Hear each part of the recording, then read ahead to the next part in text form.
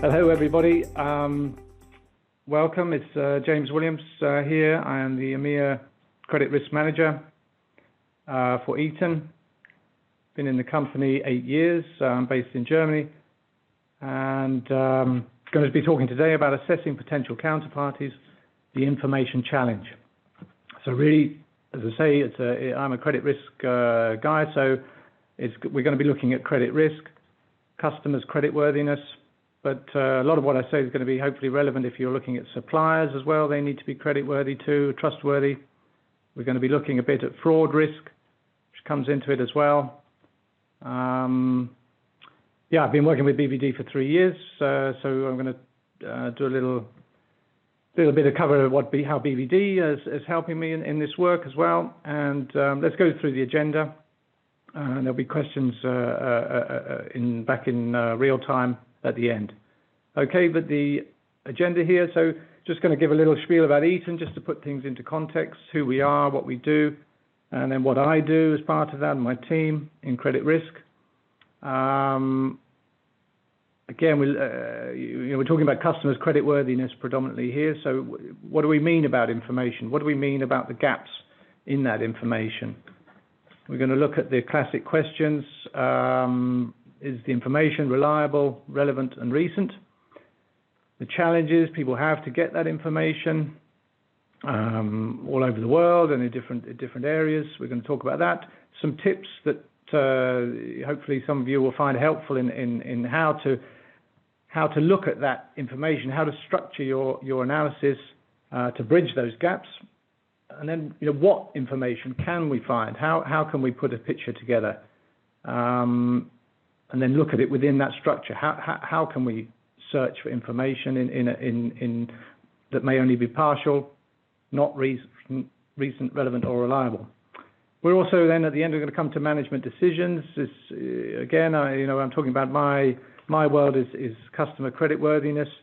So the end goal really is for management, the right people, to make the right decision. Okay, so what do we mean by that? How do we do it? How do we think about it? And a key part of that is track record and using that, in these circumstances with limited information.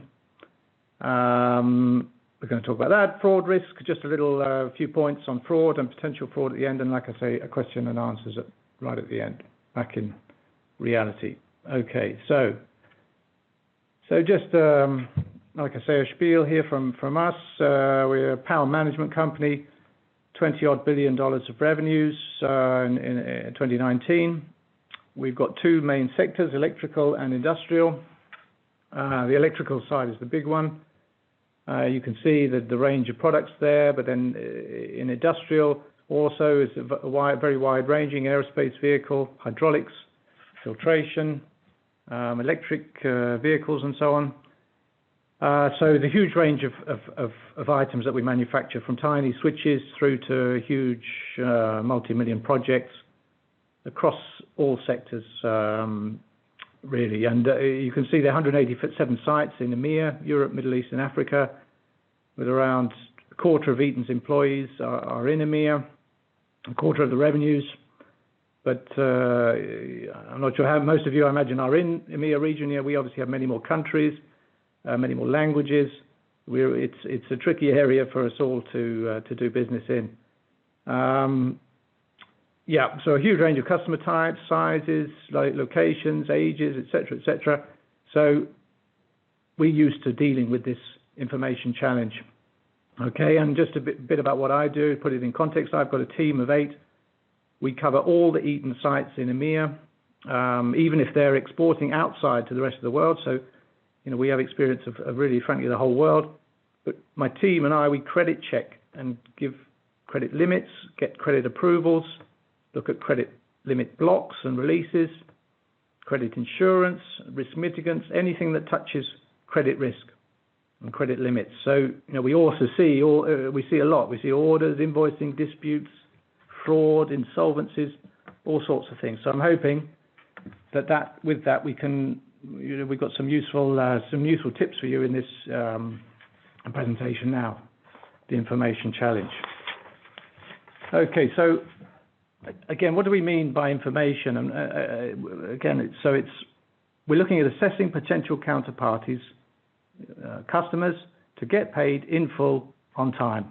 Okay, that's what I'm focusing on. If you're coming from a slightly different angle, maybe a lot of this will still be relevant because, like I say, suppliers and partners, you still need to find them trustworthy and creditworthy. You want them to be around and stay around.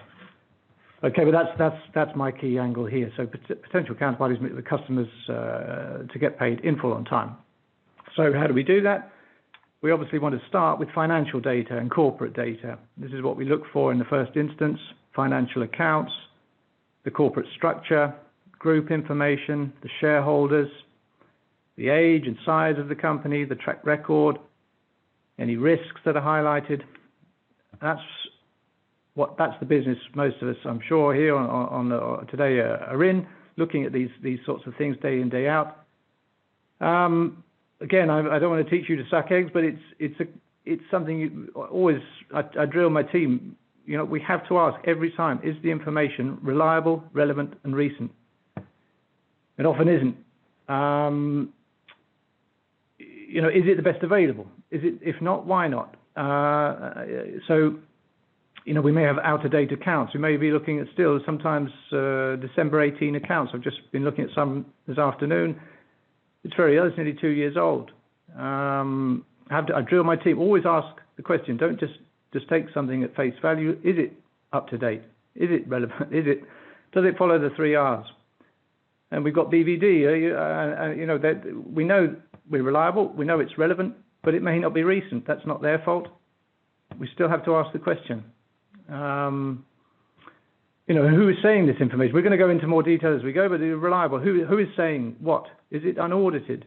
Is it audited by someone you've never heard of in an exotic jurisdiction? Is it relevant?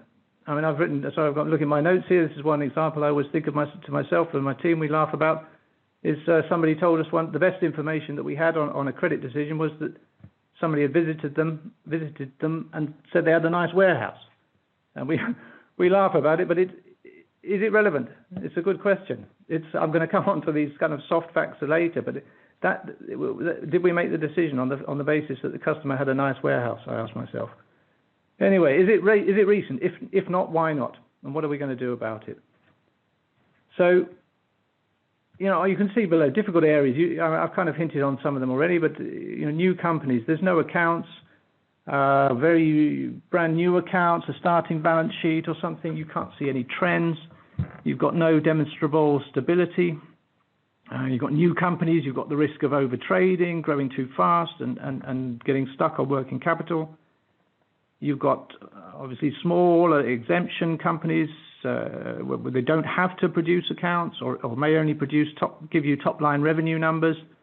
Private companies, again, similar. You're not always going to get that financial data you want. You may have strange accounting or funny accounting standards, unaudited data. Do you trust it? In the Middle East, the Far East, the USA, tax haven type countries, you often don't get financial data. It's slightly different in restructuring or a Chapter 11 for US headquartered companies. You're a little bit in the dark. You don't know. Can you trade through it? You know, what is committed as part of the restructuring, and when, and what steps are there? You're in the dark, but you have to find your way through the dark. And then we're looking. Where are we now? We're late 2020. Many companies will still be looking at December 19 year-end accounts. It's obviously pre-corona, which has changed a lot of things worldwide. So you need to think, can you get quarterly or half-year figures after that, even management financials? And I'm sure many of you have seen cash flow problems of all sizes of customer company since Corona hit. It's far from over. We're going to talk about that a little as we go. So to get into the meat of the presentation, really now, the tips, so fruits of my wisdom, if you like. So the first bullet there, this is what I was taught. I'll never forget it. Right at the beginning, build yourself a mental picture of the company you're looking at, the potential counterparty. Whatever, keep that picture in mind, think about it and develop it. What do I know and what don't I know? It's all this classic, what I don't know that I don't know. These are where the dangers lie. So, for example, the corona, you look at, you're happily making a decision on December 19 accounts, and you forget somehow that the world has been hit by the coronavirus, and your figures don't reflect that. It's a silly example, but it makes the point. So build that mental picture. We're going to come back to that idea as we go through. In the slides later, we're going to look at the actual what. What information do we try and pull, and where from? When we have these gaps, how can we try and plug gaps and put little pieces of the puzzle in? That will come in the next slides, but this is more the structure. So building that mental picture, that's the start. What do I know? Where am I? Which country? What size of company? Is it a new company? The sector? All of these things. Build that picture, and the goal ultimately is just the classic analysis techniques, but it bears repeating. Again, I say at the bottom, you don't need necessarily to do this, to spend hours on it. But these techniques are classics, the pestle and SWOT. So it's just a checklist, mental checklist: political, economic, social, technical, legal, environmental factors. Just think of those factors running through your mind. When you're assessing a counterparty, are there any factors there that plus or minus can help you make that right business decision? Strengths, weaknesses, opportunities and threats. The SWOT, the Boston Matrix, I always like that. That's, is it a new company? Is it a rising star? A cash cow? Where does it fit in the kind of that matrix of life cycles, of businesses, of sectors, of whole industries can be fitted into that Boston Matrix. So again, is it a steady, is it a growing sector, declining sector? Is it in infrastructure? Infrastructure can be low risk. Infrastructure can be high risk. Build that mental picture. You can do comparison analysis and competition analysis. So you're looking at you may know more information about another competitor of this customer, or another customer in that market. Can you somehow make comparisons with them? For the size, for the country, for the sector. I mean, you can look cross-border. You can again, it's building that picture. It's just going to help you where you've only got a few pieces of the puzzle of information. It's a great aid to do whatever you can, in this sort of framework. So the key, as I'm sure many of you know, you're looking cash flow. Where does the cash flow come from? Who are the end customers? What's the business cycle? You're going to get paid from when they get paid. How does the money flow through from the end customers to them to you? Just have again. You don't have to spend hours on it, but you can just have a picture in your mind. Where's that money coming from ultimately? And then does the information you do have fit what you'd expect? Sometimes we see funny things. We see a company and we think it's in one sector, and it turns out to be in another, or it's changed track. We somebody in the property business is now an electrical distributor, and well, is that really is that right? And you can start asking questions. Does that make sense? And in our case, it did. But we had to see. It was some entrepreneur behind them, and there was an explanation. Something had changed, but it was worth asking that question. So, who's good? End customers we'll come back to. You can just imagine a range of scenarios. I don't know, the cliches are true for a reason, but, is it a government project? Is it a bureaucratic country? There'll probably be delays. Just prepare for them in your mind. Is it the Middle East? You probably, again, they won't look at the invoice until after the due date. But you need to build the trust. This is how our business is done, and you can leverage with your sales guys, with the contacts in the country. Can we send in the sales people? If there's a problem, can we block the customer? If a shipment is not paid, the first one, can we block the second one? Just get ready in your mind. What am I looking at? What are my options? What are my leverages? What could go wrong? What probably will go wrong or get delayed, like I say, in certain areas? Just get ready in your mind. And ultimately, really, it comes down a lot to experience, gut feeling, and confidence to making the right decisions. Maybe one key piece of information unlocks the door. So again, I talked about it, end customers or track record. This can really give you instantly a good picture of a strong customer where you've got no financial data. Okay, we'll talk about that. And then Corona, I've said that already, but it's yeah, there's going to be winners and losers. I'm sure we all know. So, but it makes life even harder to do our analysis. So basically, what I tell my team is use any source you can. We're not fussy. We'll take from anywhere. You've got the whole internet in front of you. The whole you can search. Most companies in the world somewhere will be on the internet. And if they're not, why not? Because it makes sense that they're not. In Western Europe, in developed markets, most 99.9% of companies, 100% will be on there somewhere. Just stick, if you don't understand it, stick it in Google Translate. Can you piece that mental picture together? Okay, I find analysts' reports very good. In certain circumstances, they're very useful. These equity guys, and they're looking at stocks and shares, and the stocks and shares guys, they're looking at a different angle to me, but they're plowing through the detail of what the companies are saying, their press releases, their new contracts that they're signing, gossip, all of these things that I don't have the time to do, but I just piggyback what these analysts say. I find it quite useful. Sometimes it's obviously bigger companies, but examples like the Chapter 11, you can use that analyst background, to help you get through. So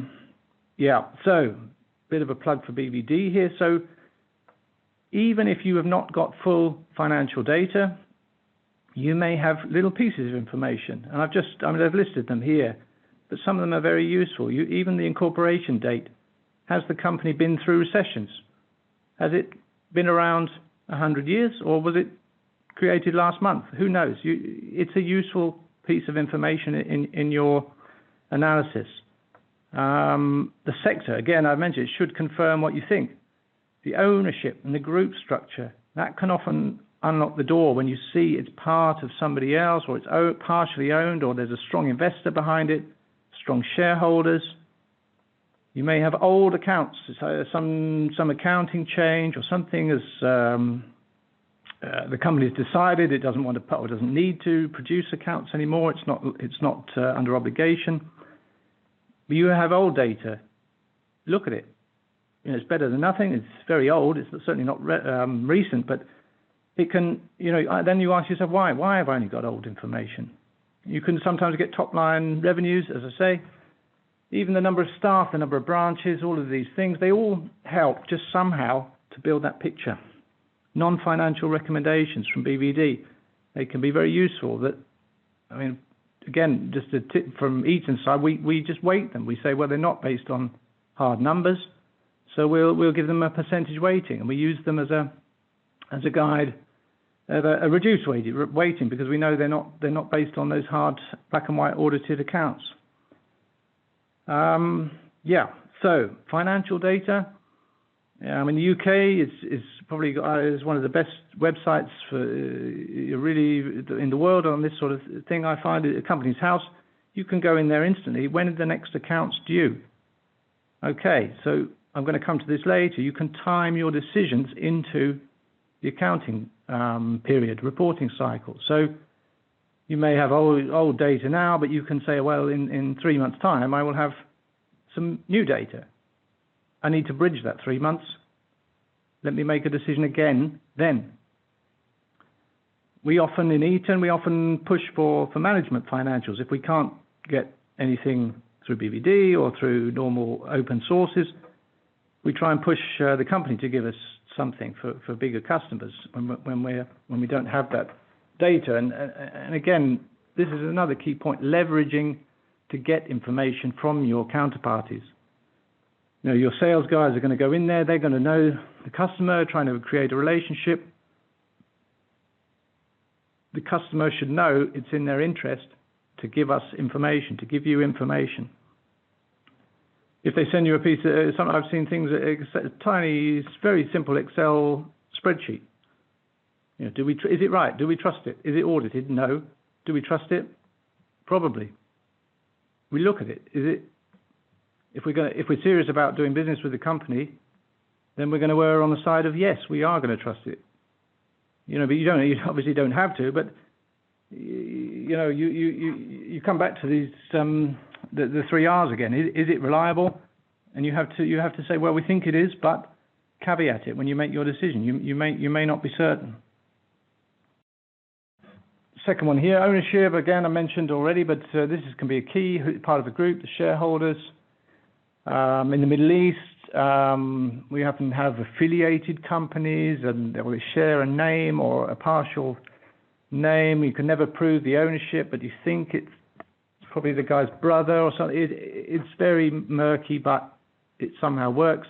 And again, I'm in Germany, but we've got guys on the ground there in the Middle East, and it's similar in other markets. You know, we trust our guys, and they say everybody knows this company is related to this company or it's owned by the same people. You can't prove it, but I trust our sales guys. They know, they're on the ground, they know it is a fact. I'm sure, you know, we trust them. It's a fact. We may have, the point I made earlier, management track record elsewhere. You may be looking at somebody who's a distributor or something, and they've come from another company, and the worth of the company is not in the balance sheet, it's in the people. If they've come from somewhere else, can you find that out?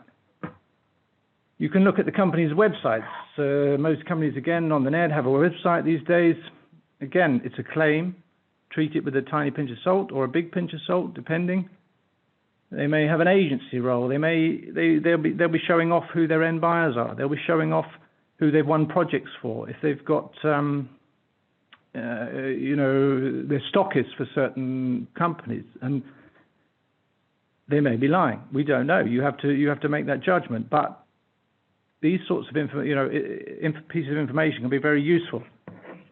If somebody else trusts them, then why shouldn't we?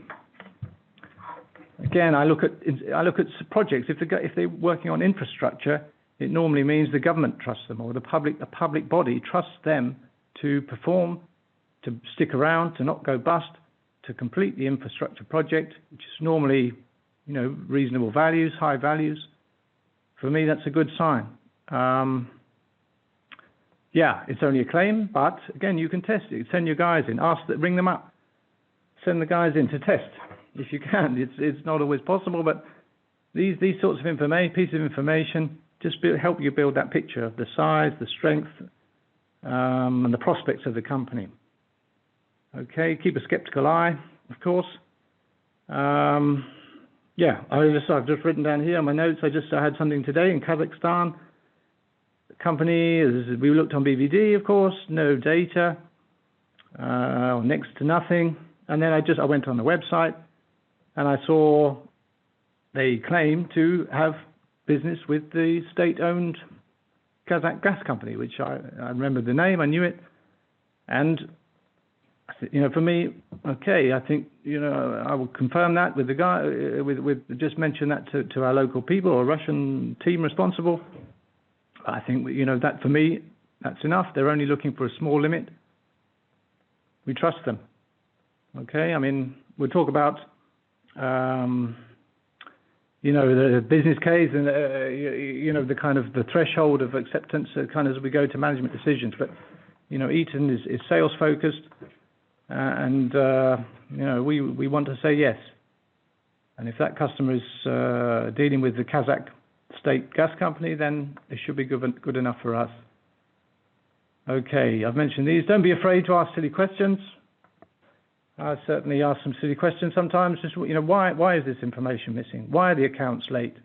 Why haven't they got a website? You know, who are their customers? Why? Don't be afraid. Just ask the question. Use the leverage via sales. These guys want the sale. They're probably on commission. They can help you. Okay, so again, it's kind of soft facts, as some people call them, but it's the sales, a visit to the customer, potential counterparty, the nice warehouse example, the gut feeling. On the flip side, a market rumor. Sometimes we get bad news, or they turn up at the customer and I don't know, the blinds are down or something. These things, any feedback. Get to know your salespeople. Some of them, not naming names, but I trust more than others. I know I deal with all these countries, and we know that if this guy or his manager says this is a good prospect, we trust them more than a brand new salesperson, let's say, who's just looking for commission. I hope we haven't got many salespeople on the call today, but it's a fact. They have their job, which is great, and I have my job, and we need to somehow make the right decision between us.